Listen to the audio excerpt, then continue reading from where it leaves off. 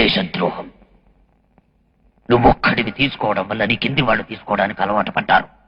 అదేవిధంగా మున్సిపాలిటీలు, పంచాయతీలు, క్రయం, విక్రయం, వ్యవసాయం, విద్యుత్ శక్తి, విద్య, వివాహం, వృత్తి అన్నిట్లో లంచాలు మరిగి దేశాన్ని ఎదగనివ్వకుండా ప్రగతి శూన్యం చేస్తున్నారు.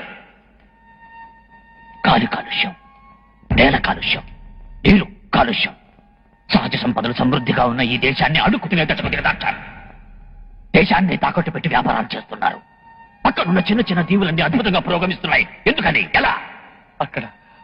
అక్కడ లంచం లేదు.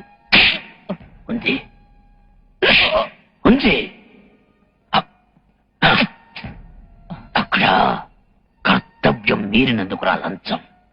ఇక్కడ కర్తవ్య నిర్వహణకు లంచం, రేషన్ కార్డుకు లంచం, పిల్లల్ని స్కూల్లో చేర్చడానికి లంచం, రైల్వే టికెట్లకు లంచం, రైతుకు రుణం కావాలంటే లంచం, పుట్టినప్పటి నుంచి చచ్చేంత వరకు ప్రసూతి కేంద్రం నుంచి శ్మశానం వరకు లంచం లంచం లంచం లంచం.